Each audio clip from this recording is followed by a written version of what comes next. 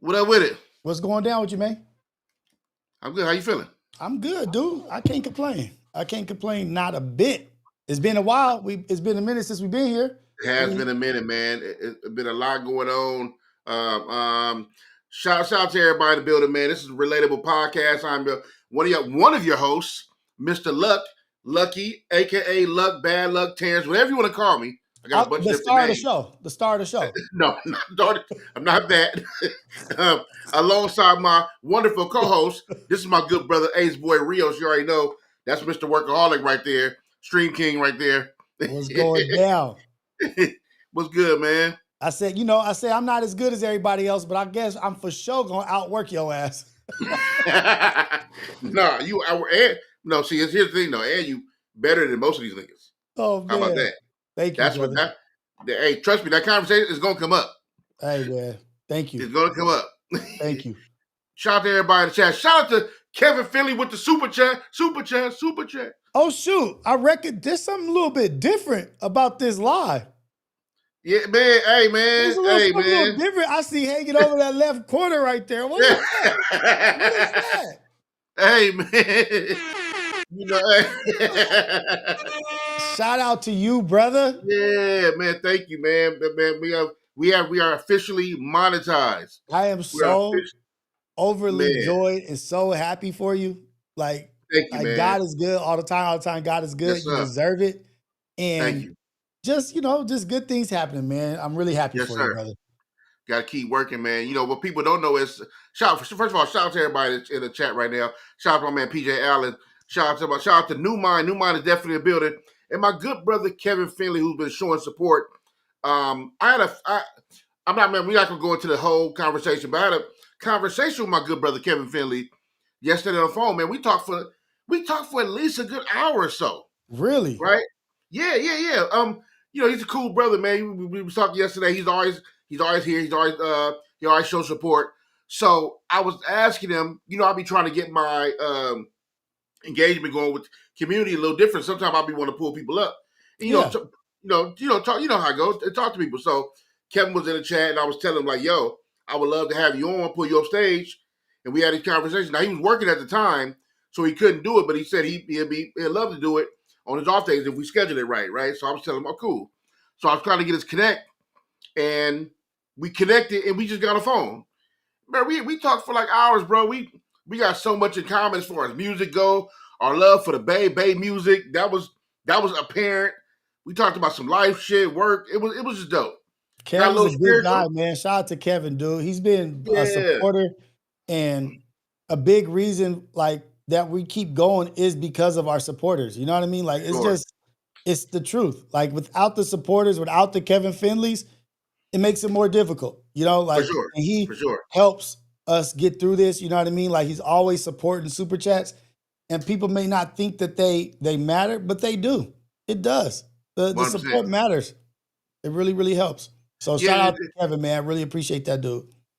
Yeah, it's you know, there's for me and for most of us, you know, when there's any kind of support like memberships or hell, like if somebody buying a Society of Freedom, right, or buying a shirt or buying something, it all goes back into the craft. So we're all trying to upgrade our shit, like you know, it's hell. If it wasn't for you supporting me, I wouldn't have a light, right? I wouldn't have a lot of shit that you gave me game on how to work this thing and do this live stream stuff. My brother Rob, who supported me, gave me a camera. So support shows up in all different kind of ways, but it helps keep you going. And sometimes that support, sometimes them little twos and fews or 50s and 20s and all that, whatever, they turn into equipment. Right. And that shit turned into a better viewing and better sound experience for the listener and the viewer. So it ain't like I'm going out buying clothes. I don't give a shit about no clothes. I'm grown. Right. So exactly. Like, you know, I'm trying to get my merch going. I got merch going. going, and I got a better. I got to build out my office. My son is officially moved out. Really? Yeah, my son, he moved out the house. So technically, I'm like, this would be his bedroom, but I'm gonna eventually probably turn it into an office or something, or maybe a room that me and my wife could use. But I definitely want to make it somewhat an office space, or where I can do just really deck this out, get a desk, make it a real thing. So I'm excited about what's to come from that. Man, how have you been, man? What's going on with you? I've been good, dude. Been busy, just trying to get everything going. Building out the back unit, you know what I mean? Like for the kitchen, the bathroom, for the podcast studio, like just trying to figure out how I'm gonna do the floor plan, where I'm gonna have my live streams, where I'm gonna have the podcast. Do I want a multi, like 5 people podcast and then have a section off for a 2-person interview? Or do I want to just combine all in one?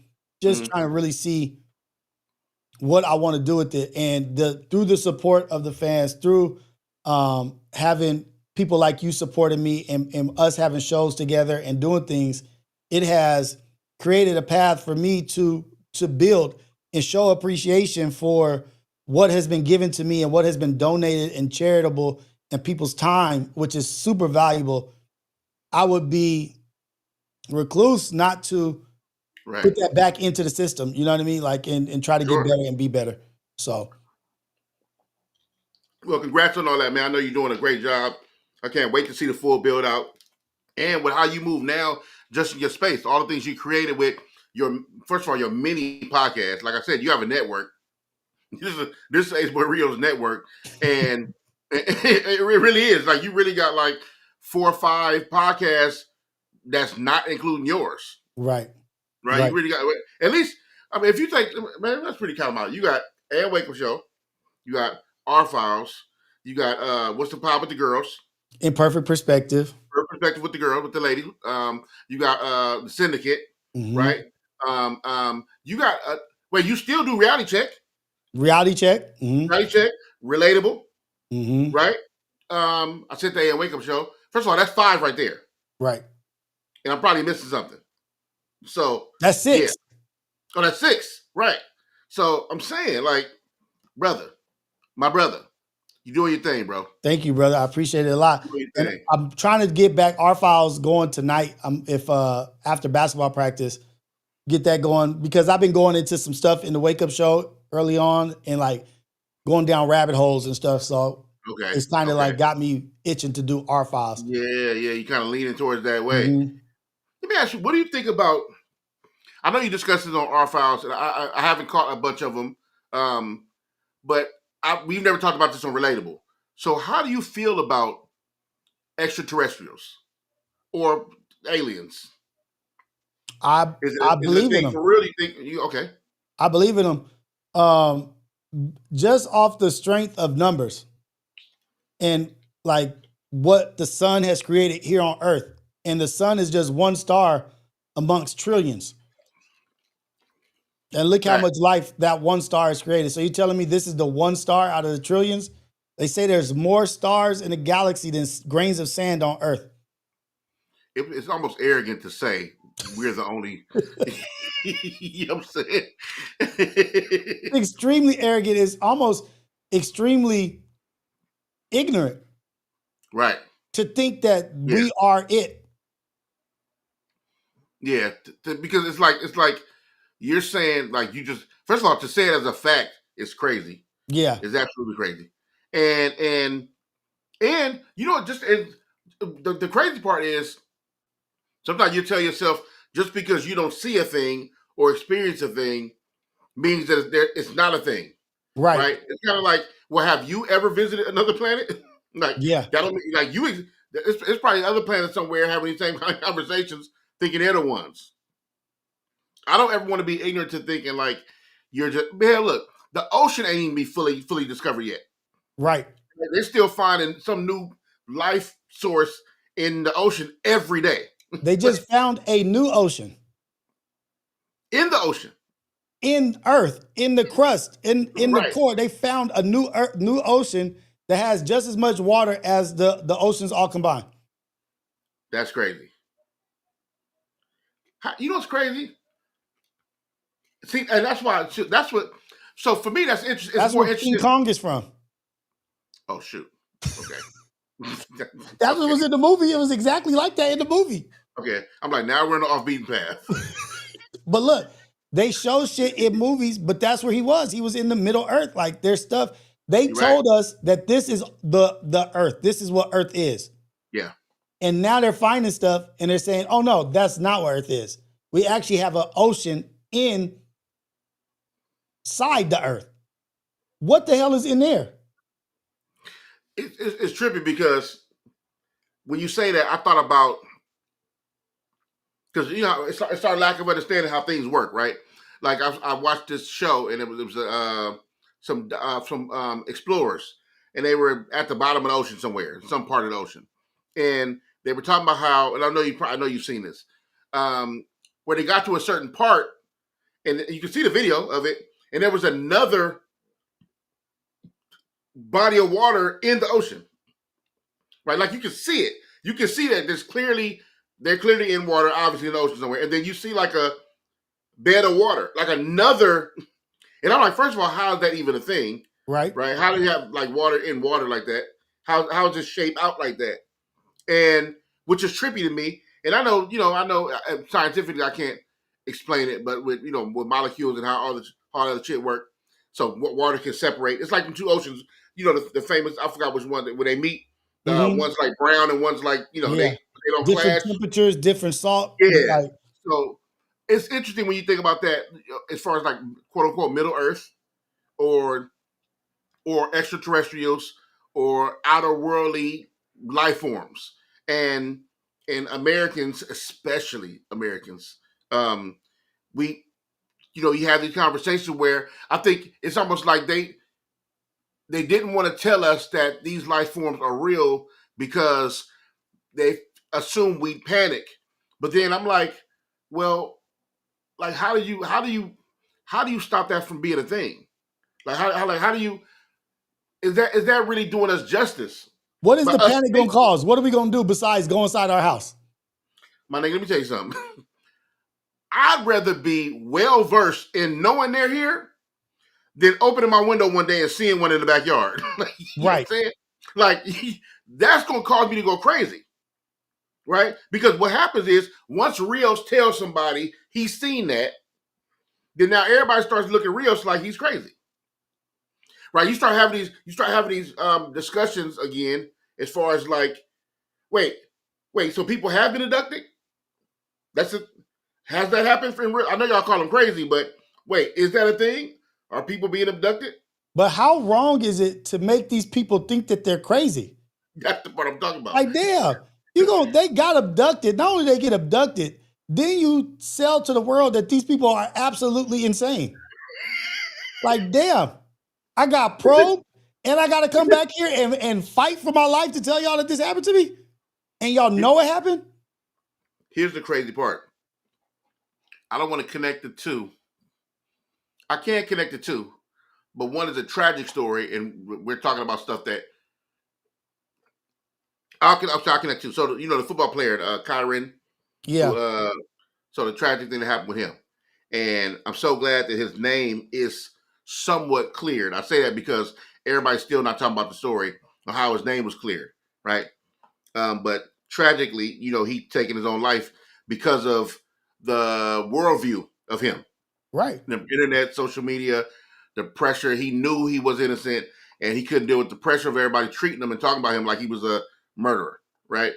And he took his own life, which is a horrible, horrible thing. Praying for his family for sure. But to that point, it's that pressure, right? It's because y'all made him.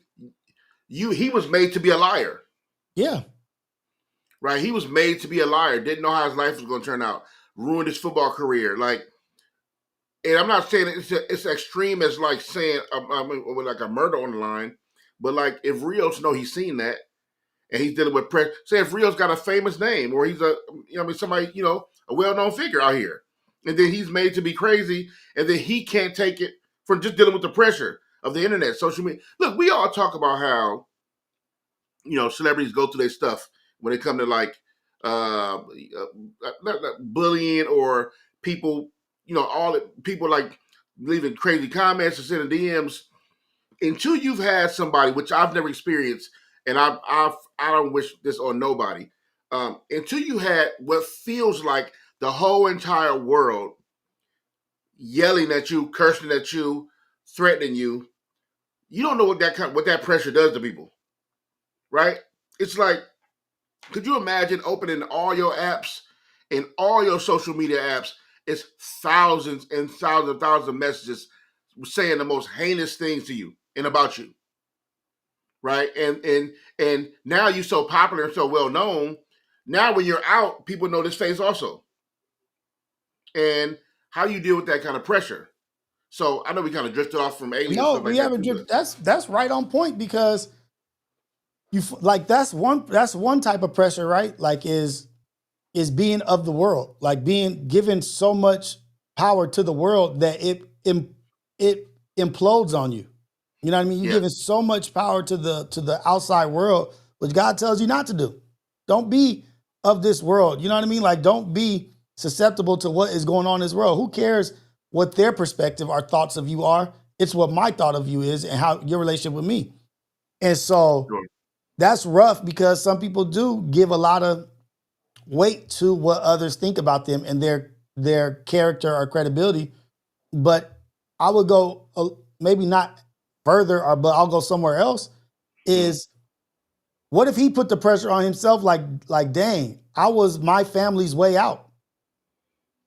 Yeah, I was my family's ticket. We knew I was going to buy my mom a house. I knew I was going to get my kids or my nieces and my nephews. They put 18 years of their life into me to get this out. And now I'm being lied on and not true. And now I can't even do what I was destined to do. Yeah. But guess what? God's will be done.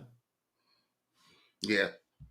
And to your point, his maybe his history of, so in a lot of these cases, he don't have a history of that turning out for the good.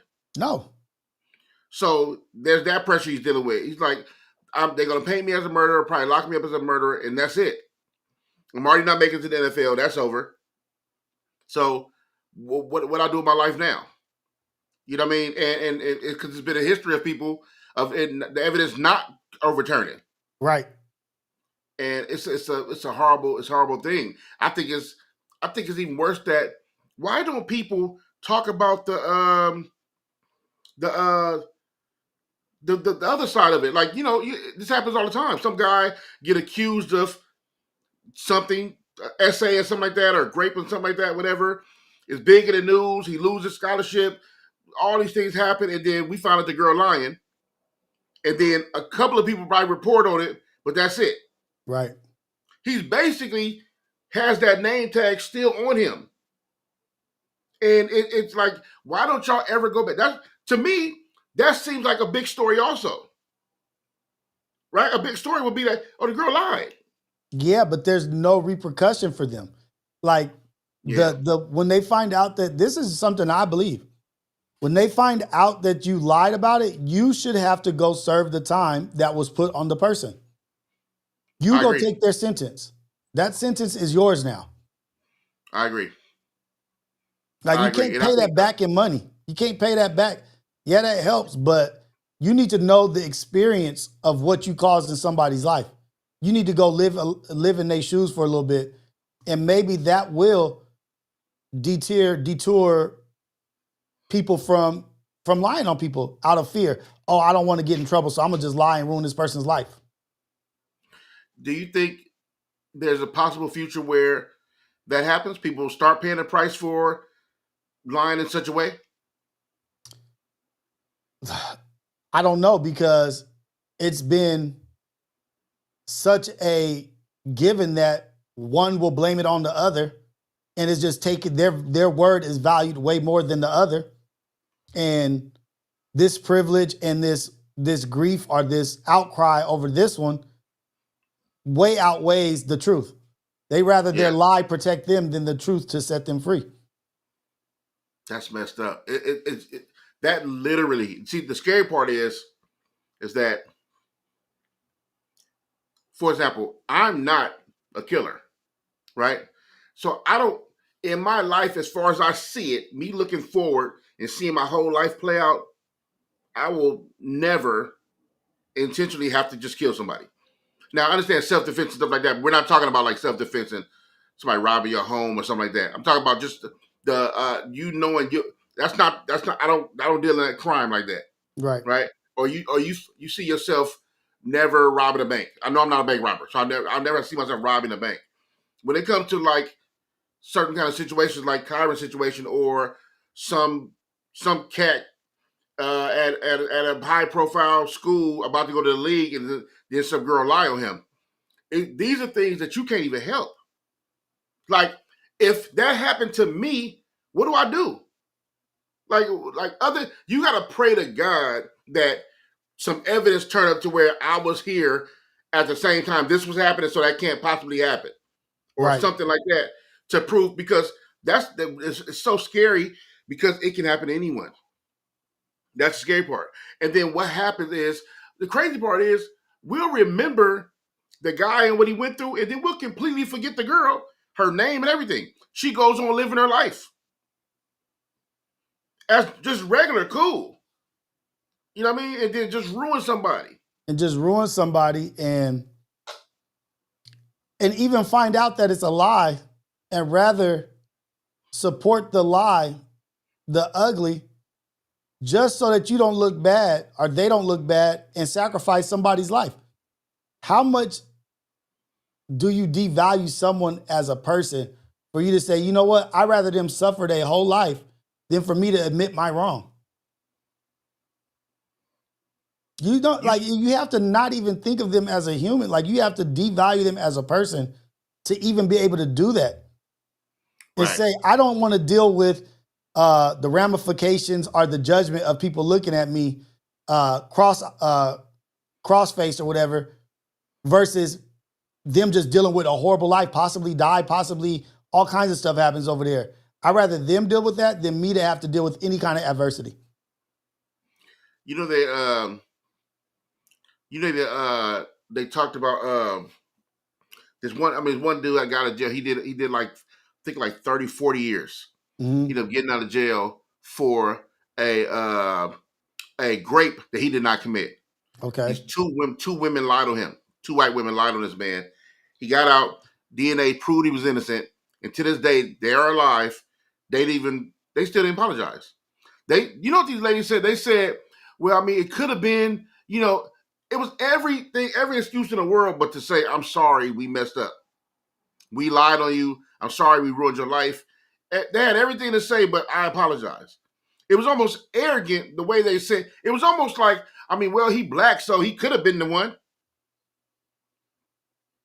And you see these, it's like, but what happens? It needs to be some kind of like ramifications, something to happen, because yes, there needs to be something to deter people, in your words, deter people from doing this kind of thing.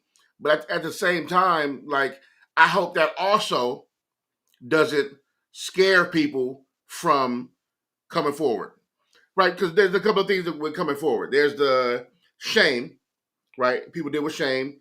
There's trauma, where people don't want to talk about certain things because of how they are perceived. Which, all these things I understand. All these things I completely understand. I'm not here to tell somebody when they need to be out in their business like that when it comes to certain kind of personal stuff, especially something as horrible and horrifying as grape and BNSA. But also, if something go to court and then you can't prove it. Yeah. And so that might leave someone open to sue you for a crime they actually were guilty about. You understand what I'm saying? Mm-hmm. Yeah. Like the dude can be like on some twisted shit, sue her. Because you can probably win in some kind of way. Evidence ain't covered property, somebody got a better lawyer, whatever the case may be. And then he flip it and sue her. Now she getting sued by the guy who actually raped her in real life. That got to be a double like mental fucking. Yeah, that's the same as the UFO dude. Yeah. He come out, tell everybody like, yeah, I got raped by some aliens. You know how much confidence and how much it got to take out of somebody to say, yeah, I was raped by some UFO, such and such. And then everybody be like, nah, you lying. It's the same. Like women have for so long not been protected. They have not been protected for so long. And men's words over theirs and other men looking out for other men, you know what I mean? Like, no, I got your back. Don't worry. We're going to take care of this. We're gonna wash this under the rug. No one's gonna believe it. But in today's age and time, you just got to tell the truth. Like if it happened, go tell the truth. If at least they're in the mix of this story. Now they're in the mix of this story. No matter if they lie and get away with it, they're always going to be attached to this. It's going to be there. Attach them to their deeds. That's messed up. It's all messed up, man. And it's crazy because no matter how many kind of laws or things you try to write into play to right these wrongdoings, it's always it's part of the society and country we in, right? It's so twisted. Everybody's looking for the loophole. Everybody's looking for the cheat code. So it's just hard because people just aren't good people. No. You know what I mean? That's really when you get down to the root of it all, like there's evil people, there's people who are going to do wrong, there's people going to try to get over, and somebody going to get shafted. Right. You know what I mean? It's cold when you think about that. Who has access to more money? Who has access to the better lawyer? Who has access to a favor? You're always at the short end of the stick when you are the underprivileged. Let me ask you a question about we talk about money, right? And we kind of switching topics here, but it's interesting. I always found this interesting. I know we're in modern times, and you can make a lot of money by just like selling apps and something like that with the internet, right? Do you think in 2025, it may be different from maybe 20 years ago, but do you think in 2025 that a person can become a billionaire without keeping somebody down? You got to do something. You got to do something like to get to where you're at. And I'm not saying the level or the tier of ugly that you had to get to, but you have to overlook some shit. You got to be conniving. You got to be tenacious. There's no clean, smooth way to a billion. No. Damn. I'll be thinking about that, and I'm like, man, like, because I remember I started asking these questions in high school, and the internet definitely wasn't as prevalent as it is now. You can just build apps and all that stuff, right? So I'm thinking there was no way back then you can become a billionaire without like doing somebody dirty, getting over somebody, shafting somebody some kind of way, and then so now you get to think like, well, right now, well, look at the Facebook story, right? The with Mark Zuckerberg basically screwed over everybody. An idea from the twins, right? The whatever their names, the such twins became billionaire. Now you can RIOS right now can create an app, and that app can become so popular that he could probably make $1 billion depending on how long he keep that app. He could be working it for 5 years, one of the most popular apps in the world, and then boom, it ended up being TikTok and he sold it and make $10 billion off of one sale. But I think what we're saying is somewhere in the early stages and workings of that app, even in the first 5 years, you probably like paid to suppress another app maybe that was doing the same thing, maybe a little better, or you probably stole up. There was an idea, something that you probably heard, and then they can't prove it. So I'm starting thinking like that. Like, damn, so you can't straight up become a billionaire without. I wonder what I would love to ask a billionaire that question. Yeah, like they have books. I forget what it is. This dude he interviewed all wealthy people. I forget. I read the book. I don't know if it was Think Rich. Think and Grow Rich? No. Think Rich, Grow Well, or some Think Poor, Grow Rich, or something, some shit. But this person they interviewed, but like they all had the same characteristics. They all had the same driven purpose to become rich. Like they all shared similar identities. You know what I mean? Like how they are as a person. And somewhere you're going to cut a corner. Somewhere you're going to underpay somebody. Somewhere you're going to have to do this to this, sacrifice this for this, sacrifice time with family, sacrifice this.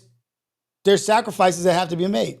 Yeah. Yeah. There's so much time and effort goes into that. I don't care if it's an app or this, whatever it is that you create. You don't become great by not putting in the effort. Like I think anybody who's great at basketball, you had to sacrifice something to be that great. Yeah, for sure. You have to sacrifice and compromise somewhere to be great like that. And I don't want to be a billionaire. Would I like to be gifted $1 billion? Heck yeah. Do I want to keep that $1 billion? Hell no. Like like when I think of $1 billion, I think about how much I could give away. Like how many people that I can help or what I can do with that. I don't want to be sitting billionaire. Like I don't want, like that's not what I want. I don't want to be walked around and looked at like a billionaire. I want to be looked at and maybe people laugh at me and giggle and be like, that's the fool who gave all that money away. That's the fool that invested our charitable acts and gave to these kids or gave to this family. That's that fool that only kept 100 million. You know what I mean? 100 million to me right now is $1 billion. Like, you know what I mean? Like, I don't need that or want that. I don't want those distractions. I don't want that temptation. I want to remain a good person. I want to remain solid in my walk and my purpose, continue to be helping people, speaking my truths, being a solid individual, imperfect in a lot of ways, flawed, but I don't need $1 billion. That's probably why I don't got $1 billion. You know, I was looking at this TV show. It was like a documentary. It was a documentary series. It was about people who won the lottery, and then they showed life after the lottery. Right? I'm pretty sure a lot of y'all seen it. And you know, most of the people were broke. Obviously, most some big prizes, some 20, 30 million, some down to $1 million. Right? But I think the most of the gist of the conversation where they asked, like, you know, how was it? How was it having that? What was it like after they get through all the party, drugs, women, cars, family, vacation stuff, right? They got to the point of like, but how was it? How was the experience? You know, they talked about, oh man, it was, cool, dope, whatever. But then it got to a point where they said the crazy part was, this was like a general statement too. They said everybody, the way people treated you was scary, right? And I'm not talking about just like everybody like, oh, like, you the man and you this. I'm talking about like the snakes. They said the general consensus was everybody just turned into one. You're an opportunity. You become an opportunity. And it was scary for them. They said, see, people think about, man, look, when you broke, you can't help but just think about the money. We all think about the money. $1 billion, $1 million, $100 million. We all think about, oh, I'll buy this, I'll buy that. And you never think about, like, wait, I didn't think my mama would do that. Like, you know what I mean? Like, I didn't think, wait a minute, that's my dog. Me and him been best friends since a kid. We in our 40s. Wait, what? He said what?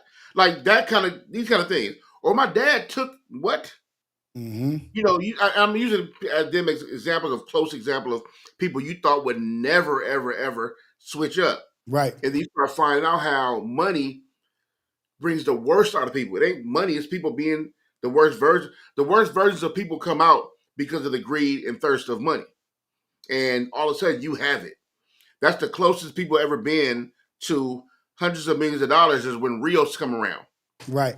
And the fangs come out, and they're like, I gotta get it. I don't know how long he's gonna be around or whatever, but I gotta get it some kind of way, or I gotta be a part or something, you know, and it's that can be scary.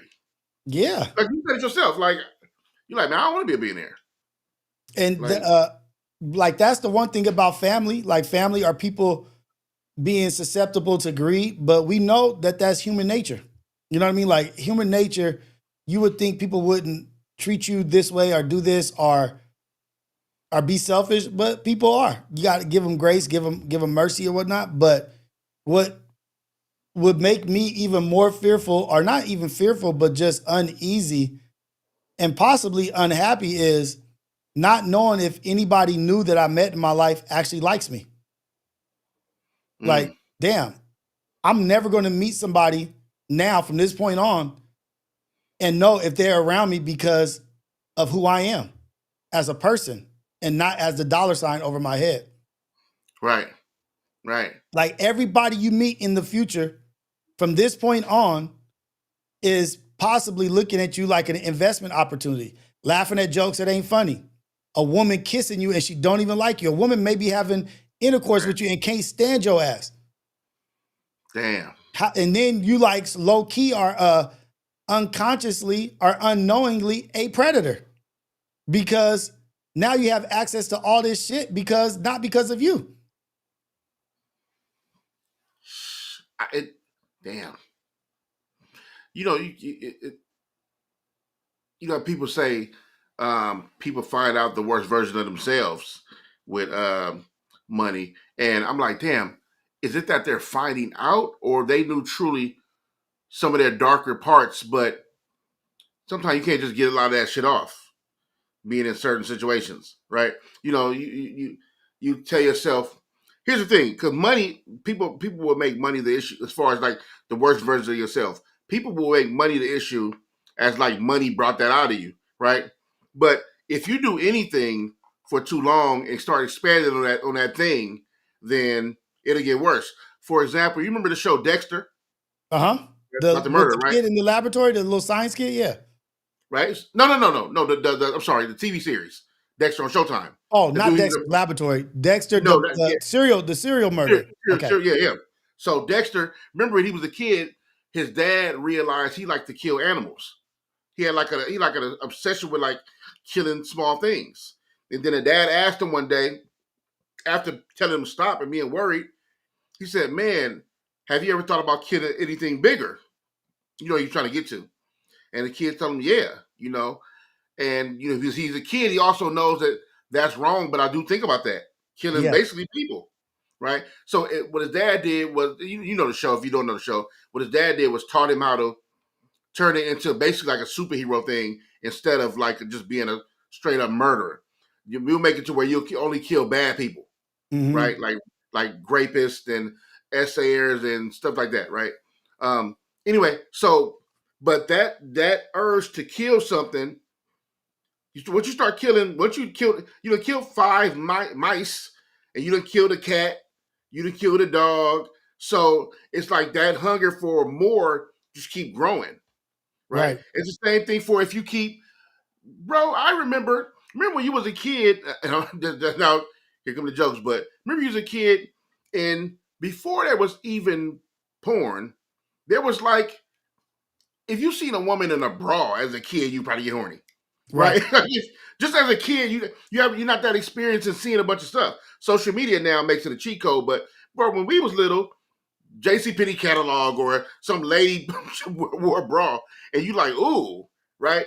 And then until you see your first set of titties, then you like, okay, now don't do it for me no more. I done seen real titties. Now I need to see more titties. And you start having sex, you like, okay, that's cool. I want to do this position now. Right. Oh, you know what? Now I want 2 women, right? So as you hunger and thirst for more, that should just grow and grow and grow. And then you find yourself in a place where you like, damn, that don't do it for me no more. So I need something else. Yeah, you get And then desensitized to the norm. you start getting into weird territory. I'm not the kink shame, but people start getting into some different stuff, right? It's like if weed don't get you high no more, you start looking for some more powerful shit. Right. you know, you know. 100%. So it's with billions of dollars. You back to the topic. Having billions of dollars for me, not that I'm saying like I'm afraid of who I'll be, but I'm like, what? Other than give the money away, yeah, I'm gonna buy my stuff. Yeah, you're gonna buy a car or buy a house. You and your wife go on vacation and put some stuff back in stocks and stuff. But bro, that's a lot of money. That's a whole lot of money. And I'm more of a giver, anyways. I can find so much to give to. Right. I can walk around and just start giving out money to like people directly or schools or things I'm a part of, initiatives, nonprofits, or your whatever. I can fund that business or that idea or that passion. It's so much stuff I can do because I wouldn't want to sit up and just have all that. No. And I don't want people to look at me in such a way. Right. You know, I'm not saying you want them to look at you broke either, but I'm saying like to not be able to trust nobody around you because now you look like a lick to niggas. You That's are an kind of crazy. opportunity for somebody to get over. You are an opportunity like, oh, I could kidnap his kids. I could get this and that. Like I can get a ransom for this, ransom for that. Like I don't want to be involved in any of that. I want to have a simple ass life and just know that I'm on the right path. All that money, they say you have a better chance of fitting the camel through the eye of the needle. You know what I mean? Like, I'm not trying to be that guy. No,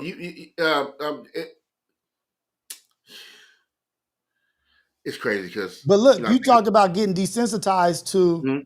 intercourse, like with women. That's just one Oh, aspect of yeah, life. You can start getting desensitized to humane things.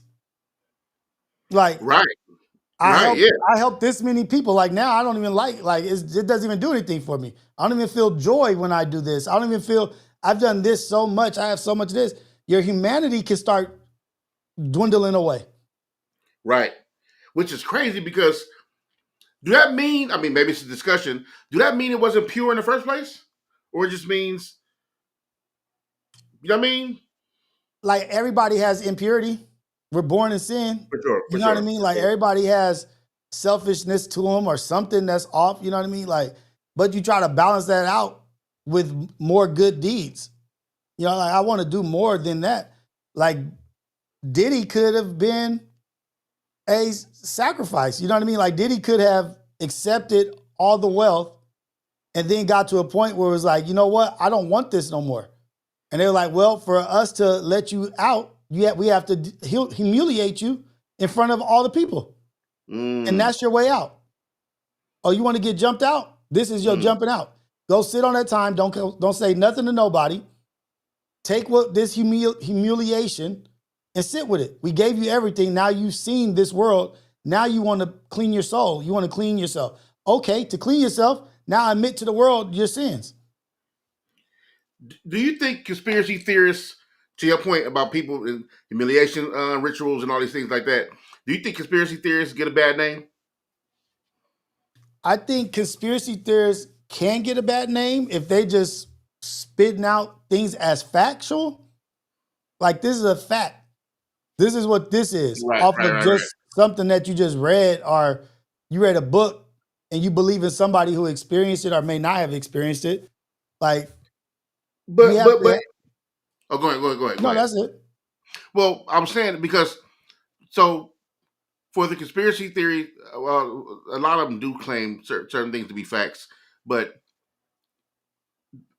I think so. What happens is the world, the society, whoever will make you think they're crazy, and it will even make you look at their facts as crazy. What I mean by that is if I'm showing you documents of what the president said that leaked onto some file somebody hacked, and I'm showing you like, yo, this is what's going on, this is what you gonna do, whatever, whatever, whatever. And then, but if I'm labeled a conspiracy theorist, you already don't take none of it as truth. Right. And this paper is probably fake, is what you're telling yourself, you know. But conspiracy theories, it's always been conspiracy theories, first of all, and I think you need a healthy group of people who are going to do the extra research Mm-hmm. because we know that this world ain't going to tell you the truth. Not if it's coming from the people who are taking the blame, Right. right? It's like you watching. Look, what you call is in a heap of trouble right now. I don't know if you know. First of all, I'm getting old too because I use the word heap. of trouble. But uh, I don't know if you see Van Jones have been getting. He got into some trouble. They found out that he's been paid to spew um, propaganda on behalf of Israel, and because his tune has been changing lately, as far as like the black any kind of black liberation movement, anything like that.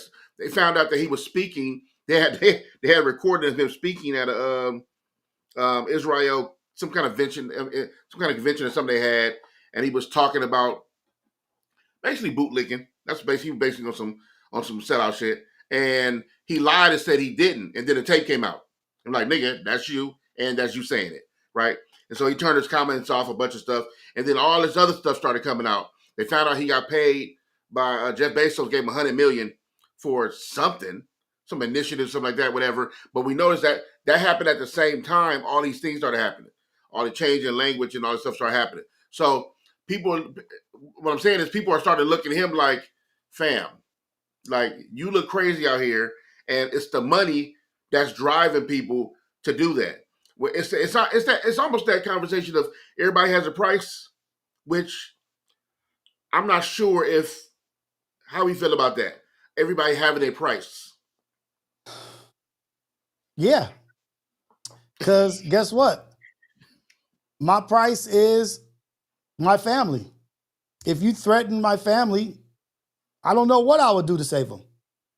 My price may not be money. My price may be my children and them being threatened in a certain kind of way. Right. Your children are on the line. You need to go do this. You have to do this for your children to survive. Like, yeah, everybody has their weak points. It ain't just necessarily money. It's love. Everybody has a price for love. For what is important to you is your price. Like it could be your wife. Yeah. It could be. That's a great way to look at it. This will happen to everybody. Has a. I use it as more so. Everybody has a breaking point. Like it gets kind of diluted with price and money, but what would break you? Yeah. What would break you down to where you can't deal with it? Right. What would be that thing to break? Yeah. And I think everybody has a breaking point. Nobody is 100%. It could be torture. It could be waterboarding. Everybody got a breaking point. Yeah. I don't ever want to feel that shit. I have some questions I want to ask you, if that's okay. Yeah. And they're random, but I think I love to play. So you know how I go with when it comes to friends, any kind of relationship you have with people. There's typically things that you know about each other just naturally, right, through natural conversation, everything. But then there's the questions that people never ask because they're like regular, basic questions that you kind of skip over them in conversation. And once you realize that these questions are real things, you feel like, maybe I don't really know these people. For example, I can know your wife's name, your kid's name. I could have went to dinner with y'all. Me and Rios and the family could have went out of town together, been on vacation trips, stuff like that. But if somebody asks me, what's Rios' favorite color? I'll be like, damn. Like the simple things, like the little shit you don't know. So I wanted to ask these random questions to kind of like harp on that a little bit, but kind of ask things that you wouldn't necessarily ask, but they'll come up as a good conversation. So okay. But some of them are really random. So I got these questions written down. Let me ask you this now. This one is about content specifically, right? What's one video idea you always wanted to do but haven't pulled the trigger on yet? A video idea that I wanted to do but haven't pulled the trigger on it. Like I want Xander to get into like streaming and being involved because he likes it. You know what I mean? Like in setting that up for him, but also still on the other side of like, I don't know if I want the world to have that much access to you. You know what I mean? I still want you to be a child. So I guess like IRL streaming, maybe. How old is Xander? 10. Yeah, and he's 10. He's super young, so I feel you on that. Because he's gonna always be a baby. And 10, you like, nigga, I'll tear this whole city down. Dude, you dude. know what I mean? So I totally get that. And it's crazy because you watch I watch kids that streaming now, and I'll be like, man, like Rakai, who hangs with Kai Cenat. He's 16, I think. Mm-hmm. And he's been streaming since a youngin, a baby. Also, it seemed like, which is extremely young. And at that, the fact that you can't sit with him all the time while he's maybe gaming or whatever, it makes it like a hard thing as a dad to not be like want to watch his chats all day long, Yeah. seeing who's saying what, who talking to who. You know what I mean? What's going on, basically, to protect them. So I understand that. That'll be dope though. To maybe y'all can do something together though. Maybe that's the way. And I mean, I struggle with that also. Like I Okay. struggle with how much access I want to give. You know what I mean? Like, Oh, because it's access to him. Period. Whether he's with you or not, I feel yeah, that. but because like to my life, you know what I mean, to what I do. I'm very open with what I got going on and what I'm doing. Yeah. But sometimes I think to myself, like, am I being too open, too vulnerable? Am I giving too much access? Uh, And I have to balance that out, you know, like, okay, where do I, because I don't want my life to become a show. You know what I mean? I don't want my life yeah. to be a show. And like, if I do IRL, like I just did the numbers and it's like, I'm doing 15 hours a week on camera. Mm-hmm. And to some, it may seem minute, like, oh, you just doing 2 hours a day. I challenge you to come up with 30 minutes of conversation talking to yourself. Yeah, Just that's the part that people don't. That's why I just don't do argue with people to be on that. just I do get it. 30 minutes talking to yourself on camera to the world. Just do 30 minutes. And you Well, will now, quickly now, see mhm. how much energy, how much brain power, how much it takes out of you to do that shit. And not and to your point, not even that. The fact that just do 30 minutes to talk to yourself, you might can do, but to keep 100, 200 something people engaged and do it, that's another thing. You can That's talk to you can be in here by your empty room and talk to yourself. You can be act crazy and do that, but to right. keep hundreds of people engaged and coming back every day, Right. that's another thing. That's So another thing. And then also to be judged and for people to, you have to leave yourself out there to be judged where people can say, ah, that ain't nothing. You ain't doing nothing. You right, like, you ain't shit. But it's people that will criticize LeBron that can't even shoot a basketball. You know what I mean? And I'm not comparing myself to LeBron, but right. I if get he it. can be criticized, if he can be hated on, of course we can. You know, Yeah, like, and it's like people having expectations of you and what you can do, and they don't understand what even goes into it. You know, the sacrifice, the compromise that we put out there just to be here for a good purpose, thinking that getting a good message out is impactful to the world. You know what I mean? Like, it takes a lot. It's not easy. And then I think right, about, okay, giving more of myself than I already give is a lot. What point does it become I'm giving more to the tube or the camera than I am to my family? And anytime that comes into question, it's shut down. right. Yeah, yeah. Yeah, okay, that's interesting. So you would love for Xander. You fit you half and half on that. So would love for Xander to learn streaming, get into IRL stuff, but at the same time, still a little iffy on it because he is 10. That's your son. Not sure if I really want to go that route yet. Because I know he's very charismatic. I know he'll take off. I know people will watch. He's super athletic, super smart, super gamey. Like he has everything. Mm-hmm. But it's like, you know what? I want my baby to remain my baby. Yeah, yeah. You think there's an age where you let loose on that? Huh? Well, You think there's an when age? he chooses, you know what I mean? Like it's Where up to him to choose, you know, like this is what I want to do. Right now he wants to like, look, he's a child. The dude wants to be an F1 driver. He a wants to word? race Formula One. So I bought him a go-kart. He's got stuff, motorcycles and stuff. But once he figures out what he wants to do, you know, I'm gonna support it. But For sure. I'm gonna give it limitations and boundaries, you know. Side note, that was a really good movie. F1. I just recently Oh, saw dude, it. so good. That was so dope.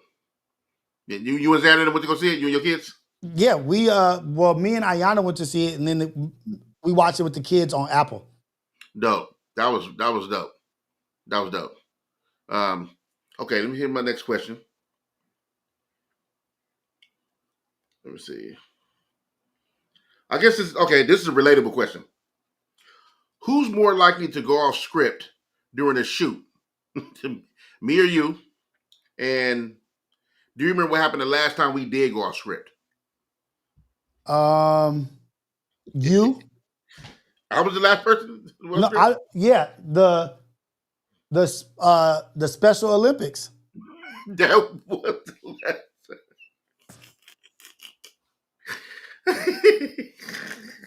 Yep. You Special Olympics. You're most likely to go off script. Yeah, for sure. But I think what makes it dope is you go right along too. Yeah. You go right. You know exactly where I am. You go right there. Yeah. Okay. Nope. But we be riffing and joking and getting on some goofy shit every now and again. Like I like it. You know what I mean? There's a time and place for everything. Like even the shifting and this and that. Like amazing. Great content. I love it. Let me see. Okay. What's one lesson this YouTube grind has taught you that school never did? What is one lesson that YouTube has taught me that school never did? You know what? That regardless of what your intentions are, regardless of what you feel your purpose is, good, positive, there's always going to be that person there's always going to be people that feel good if they can knock you out your square. Just for the fact of knocking you out your square, or getting you off track, or getting you to act outside of character, act outside your character. Like their whole goal or their whole mission for the day is just to get you off your square. Not for them to accomplish anything, but to stumble. Like their mission, their goal is for you to stumble. Like that's their whole effort. That's their whole purpose for the day. So and I don't think I really realized that until seeing the nature of the beast in here. You know what I mean? Like people getting to be their hidden selves. And oh, damn. Okay, this is a little ugliness here. There is a little ugliness here. There is a little bit of vitriol nastiness. And some people have such an ugly life or such a sad life that they will do anything and everything to try to get you out your square. And it has no limit. It could be racist. It could be towards your family. It could be towards anything. And they're willing to do that. And I don't think I realized that in school that people were like that. Right. I think that's damn. It's crazy because YouTube. I think we do our pod Wednesdays, obviously, and we do our majority of our live streaming alone, and then with a community. And I think the cool thing it teaches you to first of all do the work. You got to do the work because one thing it's going to teach you is discipline. Because you as Rios, know that you have to wake up a certain amount of time, and then you owe it to the people that show up when you say you'll show up to with them. Mm-hmm. And then you show up, and then you're not. I mean, you may be tired, but you're talking. Yeah, you're talking. You're doing the work. You're still doing the phone calls. You're having all the conversations, making topics, doing all the work, showing up consistently. So it kind of teaches you, and it teaches you discipline when the money ain't necessarily there yet. And what I mean by that is because it ain't like you turn on YouTube and was monetized the first day. Right. You got to build that grind up and build that community up for you to be rewarded from YouTube as a partner. And then you got to continuously do that because you sacrifice not having a job for it. Exactly. You know what I mean? So for me, I think YouTube has taught me to get more comfortable with myself because I'm going to be talking to myself, not talking to myself really. I'm talking to a community I'm trying to build, but essentially, you're talking to yourself and you got to get used to doing that, used to knowing how to learn how to navigate conversation, even when you're talking to yourself. And there's a special place in the skill set for that, and you kind of learn it. It's like you're learning it on the job. Yeah. You know what I mean? And how to be patient because hell, for you and I, we're married, so there's a different kind of like, hey, trust me, it can work. Conversation. You know what I'm saying? You know, when that ain't the traditional way. A Right. job would be traditional way. You know what I mean? So yeah, I think that's definitely discipline for sure for me in my answer. Um, but And definitely, another one is like embracing your flaws, embracing your imperfections on the stage. 100%. It's like I'm not a comedian, but I'm about to go on this stage and try to be a comedian and fail possibly, fall on my face, and be okay with it. Be okay with falling flat on your face in front of an audience and get back up and dust yourself off. Like, well, that didn't work. Here we go again. Is that Like something that, you think you could ever try? huh? Is that something you think you would ever try? Well, comedy, Mm-hmm. I would do. If it's not bad, I would do anything. You know what I mean? Like, if I was challenged to do that, I would do it. Like, I don't have a fear Really? of, yeah. That scares the shit out of me, bro. Bro, look, I've obviously done music in front of hundreds of thousands of people. I've stood on stages where you couldn't even see the back of the crowd. Dude, no Standing in matter front of what, anybody telling jokes, look, I will pass out. no matter what, it's gonna be funny to somebody, and it might not be the crowd, but I'm for sure about to go backstage and laugh my ass off. Like, One thing for sure, did you it's see gonna that be funny shit? to somebody. Like, either somebody gonna be laughing, my homeboys backstage, my family, my wife. Somebody is about to be enjoying themselves, having a great time. Either the crowd Yeah. or them backstage. Like, dude, you was horrible up there. And to me, that's entertaining in itself, having that experience. I think we had a great question right here from Visionary Star.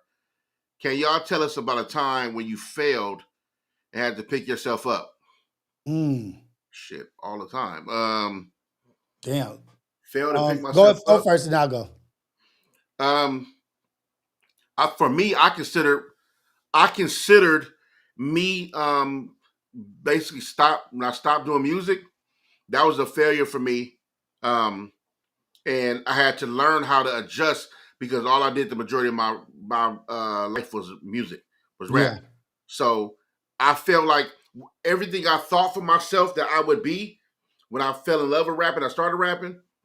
I didn't achieve I didn't achieve like 90% of it because I thought so much of like, big house mansion. I go buy my house and then have this car and have these platinum hits and records and stuff like that and live the life of whatever that is and be considered one of the dopest, right? Now here's the thing. I'm grateful the life I lived. And as I got older, I got to appreciate it way more, right? And I did some amazing things that money couldn't even pay for.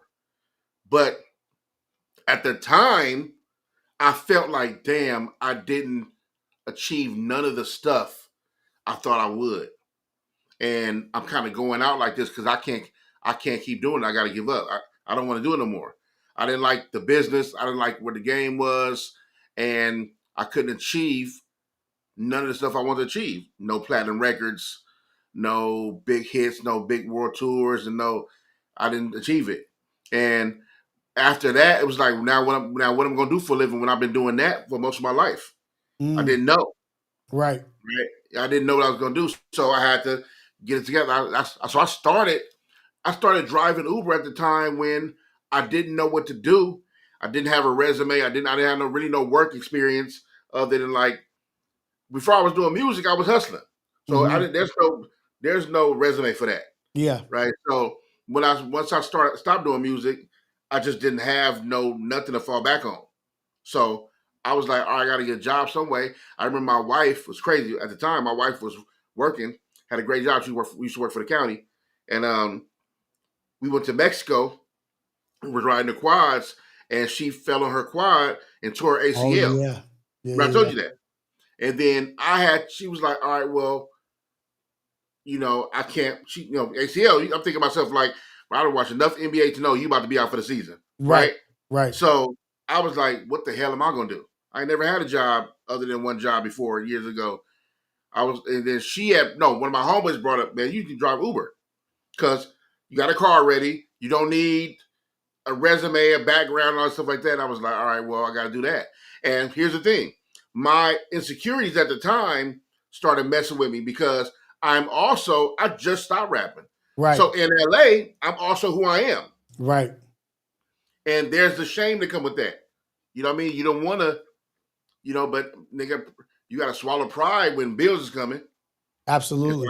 So and trust me, there was a lot of times, even still to this day, there's a lot of times where somebody like, man, you bad looking, all that stuff happens, but you start to meet people who like, nigga, life is hard, so I get it. You know what I'm saying? So yeah, that's the time for sure. For me, that's time when I had to start rapping and I had to figure it out and learn, like, change up some shit. That was the time for me, for sure. Yeah.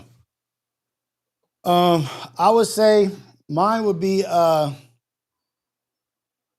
my first child, that unsuccessful that not marriage but unsuccessful relationship, and that being due to my own activity, my own bad behavior. You know what I mean? Like that relationship failed, or I hurt that person because of my own horrible behavior, like just a bad person, just a dog, just not ready to be a father in a coexisting relationship. I wasn't there, but I definitely took all the action to be there, but I wasn't. And knowing that I had hurt this person and this is my fault for a long time, I thought like, damn, like I'm a bad person. You know what I mean? Like I'm not a good person because this didn't work and I did this to this person and they were like this before this and then they're like this now. Like I broke them or wasn't good to this person. I Mm-hmm. didn't feel like I deserved to be treated well or I deserved like to be in a good relationship. And I had to get over that and say like, you know what? I have to give my own self grace. I wasn't mature. I was ignorant. I wasn't where I needed to be in that relationship. That shit wasn't right. I wasn't ready. And I had to forgive myself, you know what I mean, for the bad behavior. I apologized 1,000 times, but I never released myself from Ah, that. You know what I yeah. mean? Like I held on Mhm. to it and it just subconsciously, unconsciously was just eating away at me. And I had to release myself of that. You know what I mean? And that was a time and I completely failed. And it was my fault. Yeah. It's crazy. Accountability, man. It's tough. It's and when you deal with a situation where you know it's you just like, man, that's tough. That's why I Hmm. understand people who don't want to hold themselves accountable. I know Yeah. how tough it is to hold yourself Yeah. accountable, for things. But I think also, now I know it helps you grow so much as a person to really like take a look at yourself and be like, okay, I did that wrong. How can I do that better? Or how can I be Hmm. better? Even with conversations I have with my wife, when I know when I get to sit and process a certain conversation, and then I see just where I was like, oh damn, I did that all wrong. That's not even what I meant to say. I shouldn't have responded like that. Yeah, I got nah, and then you got to go back, right? But you learn a lot of stuff in these failures. Right. You know what I mean? And but But yeah, look, yeah. and I didn't realize. And the other thing is, it was something that was reoccurring in thought, in thinking of the past, making me be depressed. You know what I mean? Like thinking of, and it would be things in my marriage that was going well, and then I would be like, it would be a direct mirror of how I wasn't or what I did wrong Mm, in the past relationship. Like, damn, I was wrong here. I didn't yeah, do this. in my past relationship, she didn't deserve that behavior. She didn't deserve to be treated like that when I'm seeing how well this is going over here and how I'm behaving and how I'm maturing as a man. It still haunted me because it was a reminder of what I wasn't for somebody else who didn't deserve that shit. Right. And it was Right. like torment, you know what I mean? Like damn. You bring up an interesting topic. I asked my wife this one time. I want to know what you think. And speaking for you, and if you can speak for you, I'm sorry, not speak for you and your wife, but speak for you. And I want to know the other side for that. I want to know if your wife had this kind of conversation with you, what would you feel about this? Okay. The conversation of closure, right? You know, so there's different conversations of closure. What do you feel about your person, right? Your person happen to be your wife, same as my wife. But I don't want to generalize that you're talking about your actual wife. But if you in this situation, what do you think about a person who feels like they need closure? I'm not saying they need to go spend a night with somebody, that kind of closure. I just mean like maybe they need to know what happened. Maybe somebody ghosted them. Maybe an ex didn't call them back one day. That was the last time they saw him, or whatever the case may be. But what do you say to someone who needs closure, as far as from an ex? Your person. Yeah. Okay. So from your person, they need closure from an ex, regardless of what the closure is or the situation, basically. Yeah, it's not physical. Let's take that out. It's not Yeah. no physical. You know, but they need, for them. They need It's been, answers. yeah, they need answers for sure. What do you They feel need about that? answers. And I guess it's like, oh, okay, I guess we need some closure. Let's go see what it is. Let's go have this conversation. Weez needs some closure. So I guess I'm gonna let me go get my shoes and get the keys. You want me to drive or you driving? We need closure.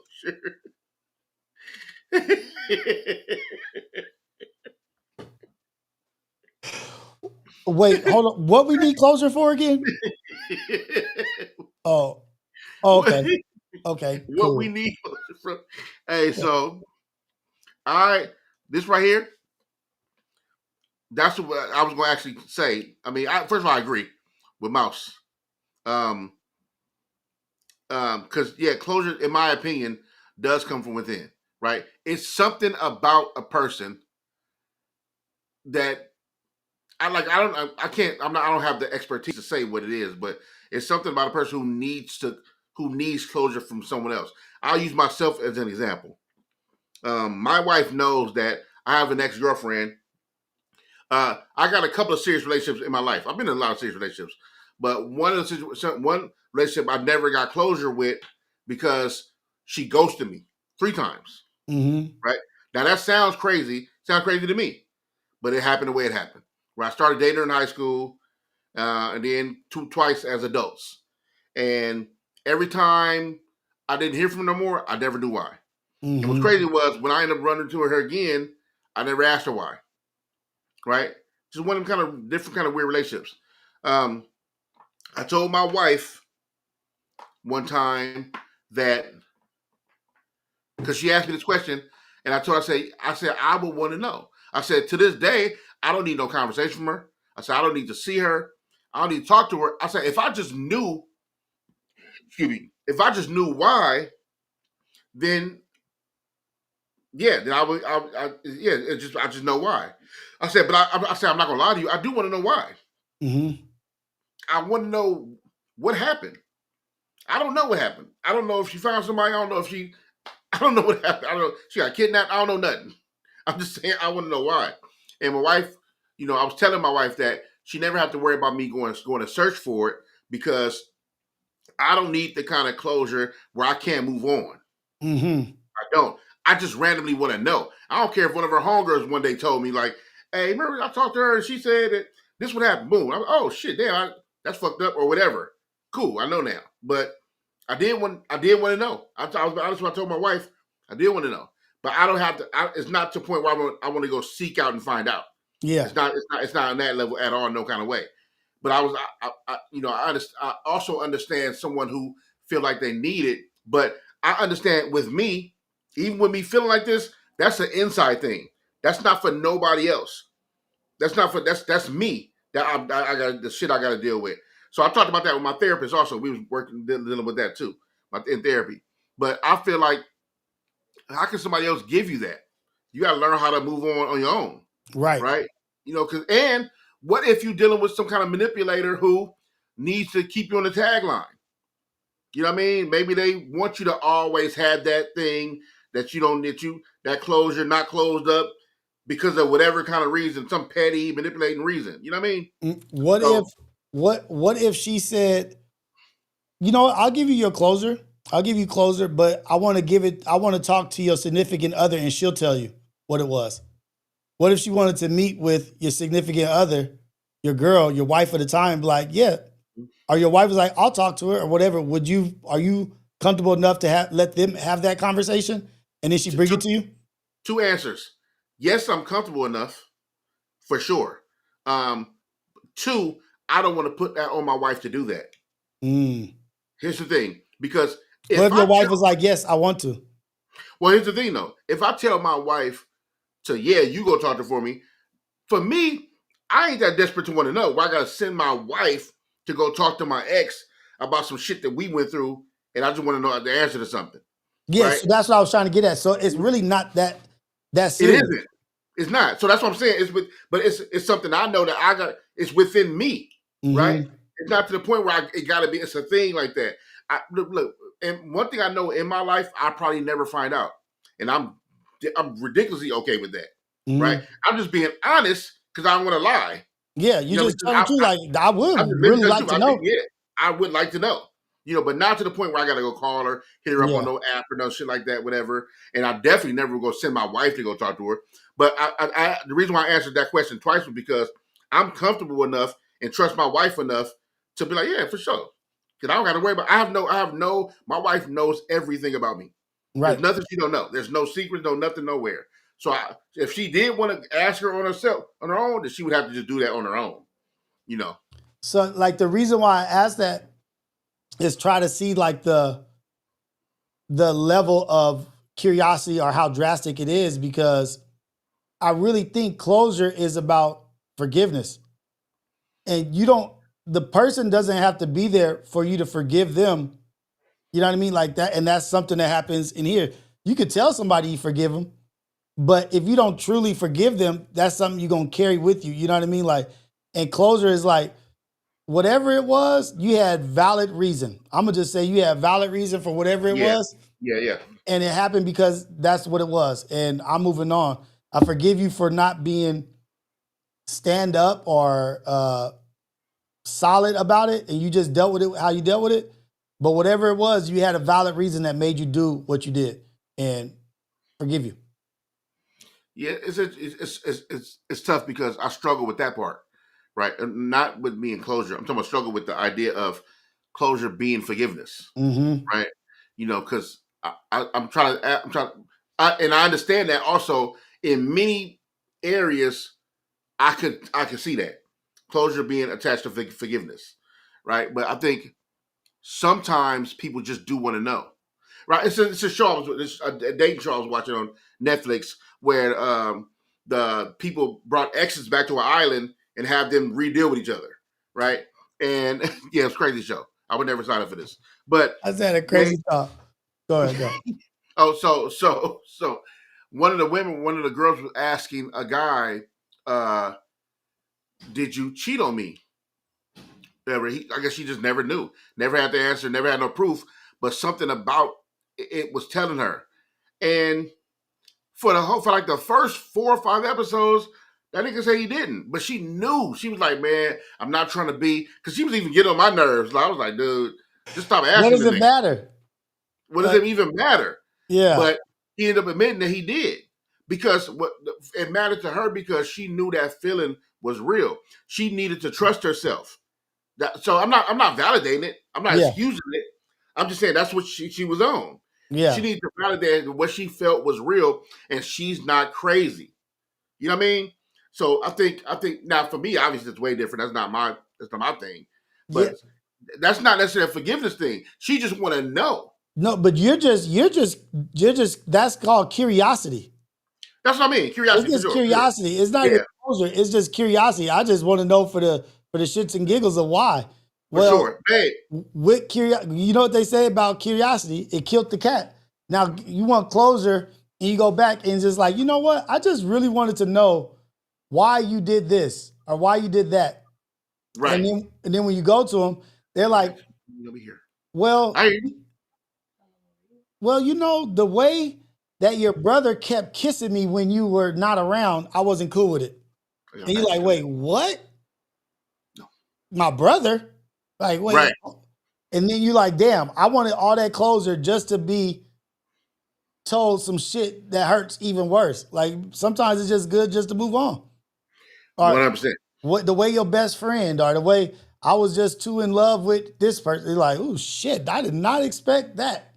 Bae, But Rios asked me, Rios asked me, cause we talking about closure. He said, what if your wife wanted to go? What'd you say? What'd you say? What'd you say, Rios? I said, if the closure, what if the closure, she was like, I'm not comfortable sharing it with you. I'll talk to your wife about what your closure, give her the closure. She could tell you. With the ex said that? Yeah. Well, okay, now we presented another problem because what are you doing talking to your ex? That's a whole other problem. But in Yeah, this so you have to have a conversation. Like, say if your right. wife was like, yeah, go get the closure. I want you to have closure. Go talk to her. And when you were like presented the closure, she was like, I'm not comfortable. I would more like to talk to your wife Oh, about. would you? He said, would you send your wife? Your face, her face already is. Oh, he said we're talking about closure and what people think about closure, about needing closure. I'm sorry, you on the phone. And what do people need about closure? So he was saying, what if I talked to the girl about closure? She was like, you know what? I don't want to tell you what happened. I'd rather talk to your wife. He said, would you send your wife to go talk to your ex about the closure part? So she get the closure, not you. No, you. She'll tell you. Yeah, yeah. She said so. She said, so I'll get right. You'll get the closure, and then you got to come tell me, whatever. So she said, so you would do it. First of all, I never asked no shit like that. You would do that? Oh, she said, hell no, she ain't doing that. Hell no. Okay. She's like, hell no. Nah. I get no closure for you. Like, and look, once she was like, hell no, he's like, no, babe, please go. Like,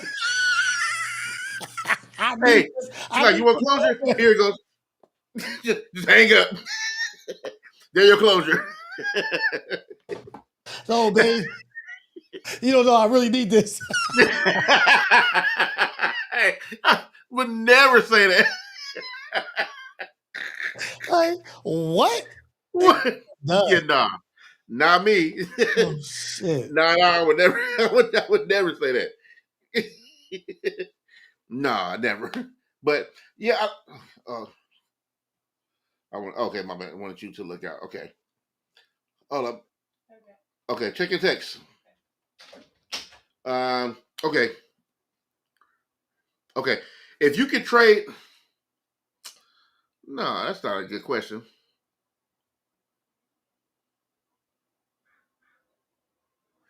No, that's not a good question. Sorry. Okay. So this is just a random money question. If you instantly got $1,000,000 for tax free, Uh-huh. instantly, what's the first thing you're buying that's not responsible?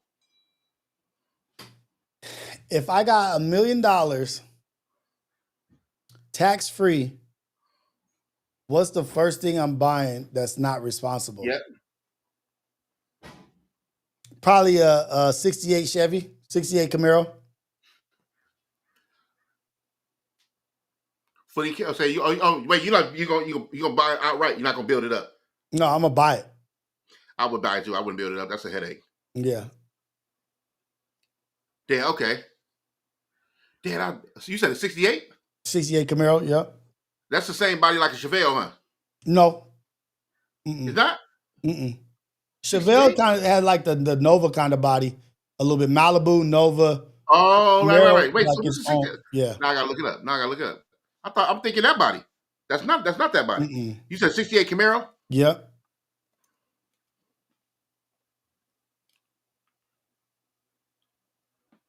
Wait, that looks like a maybe I'm tripping. Let me look up the same year. Chevelle, Nova, Camaro. They all had different bodies. Okay. So it's similar for sure, but both of them fire though. Would you consider that your dream car? Yeah. 68? Damn, how much do you think that costs? Like the way I want it, resto mod, I want a restoration modification on it. So fully out, done out. 150. 150? Yeah. You got a lot of cheese left. Yeah. Which that's a good buy. That's a good buy. Yeah. Damn, a 68 Chevy? Yeah. What color? Probably like a I always like gray, but right now I'm on black. But if not, it'll be like a dark gray. Like blacked out dark gray. Blacked out dark gray? Dark gray with blacked out, or just black or blacked out. No racing stripes. Black rims? Black everything. Blacked out. Black headlight thing, black. That's fire. Interior? Yep, blacked out.